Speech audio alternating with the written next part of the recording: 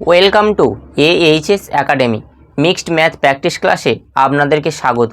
আজ আমরা বিভিন্ন পরীক্ষাতে আসা ম্যাথগুলোকে কভার করব। চলুন তাহলে ক্লাসটি শুরু করা যাক। প্রথম প্রশ্নটিতে কি বলা হয়েছে? প্রথম প্রশ্নটিতে বলা হয়েছে যদি a প্লাস বি সমান সমান 5 a মাইনাস বি সমান সমান 3 হয় তাহলে a square minus B square এর মান কত সেটা আমাদের জানতে চেয়েছে। তাহলে প্রথমবারে কি বলা হয়েছে? a square minus B square এর মান চেয়েছে, তো তাহলে a square minus B square এর ফর্মুলা কি? এর formula a plus B into a minus B. তাহলে a প্লাস বির মান আমরা জানি, a প্লাস বির মান কত? 5। তো তাহলে 5 মাঝখানে কিছু নেই মানে কি ইন্টু রয়েছে, তাই ইন্টু। আর a মাইনাস বির মান কত? 3। তাহলে 3, তাহলে 3 আর 5 গুণ করলে কত হয়? 3 5 15। তাহলে আমাদের জিজ্ঞাসা করেছিল কি a square minus B square এর মান কত? তাহলে a স্কোয়ার মাইনাস বি স্কোয়ারের মান আমরা কত পেলাম? 15। এটাই উত্তর। পরের প্রশ্নটিতে কি বলা হয়েছে? পরের প্রশ্নটিতে বলা হয়েছে তেলের দাম 25% বৃদ্ধি পাওয়ার ফলে কোনো একটি গৃহস্থ বাড়িতে তেলের ব্যবহার কত শতাংশ কমালে খরচের পরিমাণ বৃদ্ধি পাবে না সেটা আমাদের জানতে চেয়েছে। এখানে কি রয়েছে? 25% বৃদ্ধি রয়েছে। তো আমরা কি বলেছিলাম? আমরা বলেছিলাম যে কোনো অঙ্কে যদি একটাই পার্সেন্টেজ থাকে সেই অঙ্কটা করার দরকার নেই। এখানে কি রয়েছে? 25% বৃদ্ধি রয়েছে। আর আমরা জানি কি কোনো জিনিস ভারী হলে কি সেটা নিচের দিকে নামে। এখানে দেখব 25-এর নিচে কোন অপশান রয়েছে? 25-এর নিচে প্রথম অপশান কি রয়েছে? প্রথম অপশান রয়েছে 20%। তাহলে 20% উত্তর হয়ে গেল। পরীক্ষার হলে যদি না এই নিয়মটুকু মনে থাকে তাহলে কিভাবে করব? তাহলে 25% বৃদ্ধি রয়েছে, তো তাহলে 25/125 ইন্টু 100। তাহলে 25 5-এ 125, 5 20 100, তাহলে কত হলো? 20%। পরীক্ষার হলে যদি আমরা এমনভাবে করতে যাই তাহলে অনেকটা টাইম নষ্ট হবে, সেই জন্য করে 25% বৃদ্ধি রয়েছে। তাহলে বৃদ্ধি হলে কি বা ভারী হলে কি সবসময় নিচে নামে। তাহলে দেখব যে সংখ্যাটা রয়েছে তার নিচে কোন অপশান রয়েছে। তাহলে প্রথম অপশান কি রয়েছে? 20%। তাহলে 20 হয়ে গেল উত্তর। পরের প্রশ্নটিতে কি বলা হয়েছে? পরের প্রশ্নটিতে বলা হয়েছে এই সমীকরণটির মান কত সেটা আমাদের জানতে চেয়েছে। তাহলে কিভাবে হবে?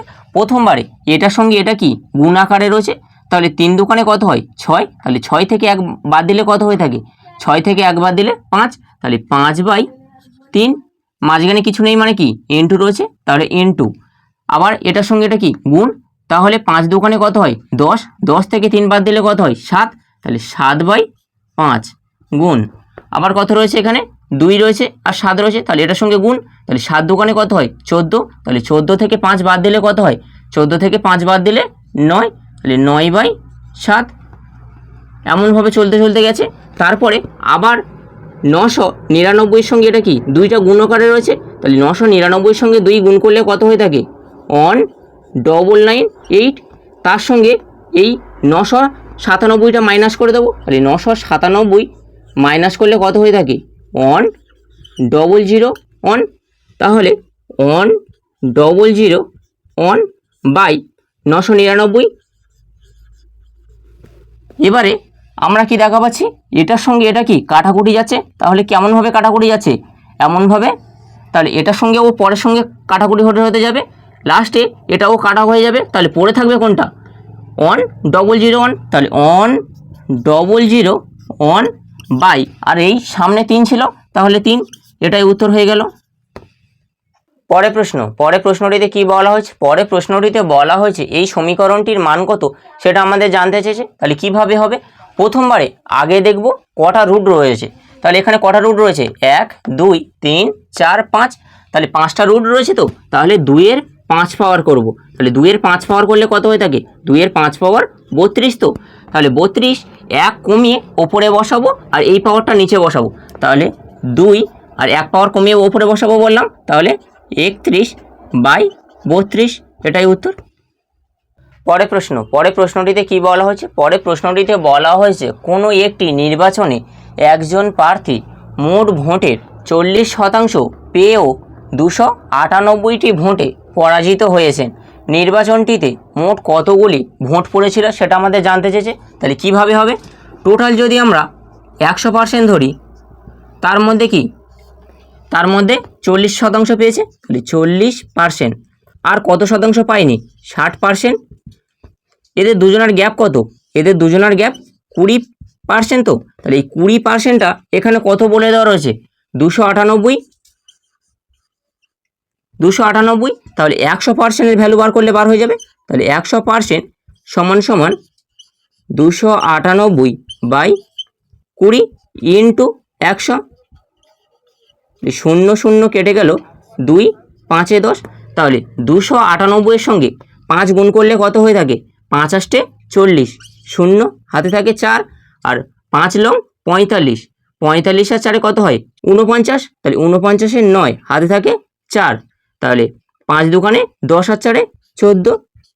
তাহলে টোটাল কত হলো? 1490। মোট ভোট তাহলে কত পেলাম? 1490। এটাই উত্তর। পরের প্রশ্নটিতে কি বলা হয়েছে? পরের প্রশ্নটিতে বলা হয়েছে প্রথম দুটি সংখ্যা তৃতীয় সংখ্যার তুলনায় যথাক্রমে 30% এবং 37% কম, তাহলে দ্বিতীয় সংখ্যাটি প্রথম সংখ্যার তুলনায় কত শতাংশ কম সেটা আমাদের জানতে চেয়েছে। তাহলে কিভাবে হবে?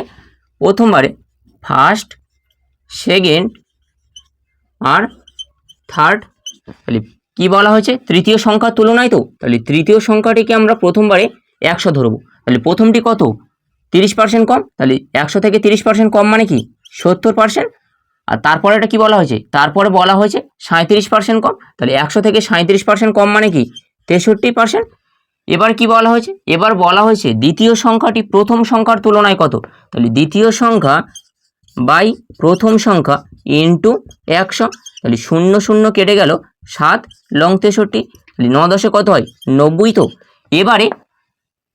এবার কি বলা হয়েছে? প্রথম সংখ্যার তুলনায় কত শতাংশ কম। তো এই শতাংশ কম মানে কি? এই 100 থেকে এই 90টা বিয়োগ করে দেবো। তাহলে 100 থেকে 90 বিয়োগ করলে কত হয়? 10। তো তাহলে এই 10% কম। এটাই উত্তর। পরের প্রশ্নটিতে কি বলা হয়েছে? পরের প্রশ্নটিতে বলা হয়েছে 10,000 থেকে বৃহত্তম কোন সংখ্যা বিয়োগ করলে বিয়োগফল 32, 36, 48, 54 দ্বারা বিভাজ্য হবে সেটা আমাদের জানতে চেয়েছে। তাহলে এমন অঙ্ক দেখলে কি বলেছিলাম? প্রথমবারে সংখ্যাটিকে লসাগু করে নিতে হবে। তাহলে 32, 36, 48 আর 54কে প্রথমবারে লসাগু করব। তাহলে প্রথমবারে কি 2 দিয়ে যায়, তাহলে 16 দোকানে 32, 18 দোকানে 36, 24 দোকানে 48 আর 27 দোকানে 54। আবার 2 দিয়ে যাবে, তাহলে 2 8 16, 2 9 18, 12 দোকানে 24 আর 27 বসে গেল। আবার 4 দিয়ে যাবে, তাহলে 4 দোকানে 8 আর 4 3 12 আর 27 বসে গেল। তাহলে এবারে 3 দিয়ে খাওয়াবো, তাহলে 2 2-এর মতো বসে গেল। 3 3 9, আবার 3 1 3 আর 3 লং 27, আবার 3 দিয়ে যাবে, 3 1 3 আর 3 3 9। এবারে এই কটা সংখ্যা গুণ করলে কত হয়ে থাকে? এই সব, তাহলে এই কটা সংখ্যা গুণ করলে হয়ে থাকে 864। তো এবারে অপশান টেস্টের মাধ্যমে করব। এবারে কি বলা হয়েছে? 10,000 থেকে কোন বৃহত্তম সংখ্যা বিয়োগ করতে বলা হয়েছে। তো এবারে এই 10,000 থেকে প্রথমবারে যদি আমরা এই অপশান সিটা বিয়োগ করি কত হয়ে থাকে? এই 9,136। তো 9,136 বিয়োগ করলে কত হয়ে থাকে? 864। তাহলে 864, তাহলে আমাদের কি লসাগু কতবার হয়েছে? 864। তো তাহলে 864 দিয়ে 864 ভাগ যায়, তাহলে ভাগ গেলে কত হয়ে থাকে? 1 হয়ে থাকে। তো তাহলে ভাগ গেল কোনটা? অপশান সিটা। অপশান সি কত? 9,136। তাহলে এটাই উত্তর হয়ে গেল। পরের প্রশ্নটিতে কি বলা হয়েছে? পরের প্রশ্নটিতে বলা হয়েছে কোনো একটি শ্রেণীতে মোট 50 জন ছাত্রছাত্রীর গড় ওজন 45 কেজি।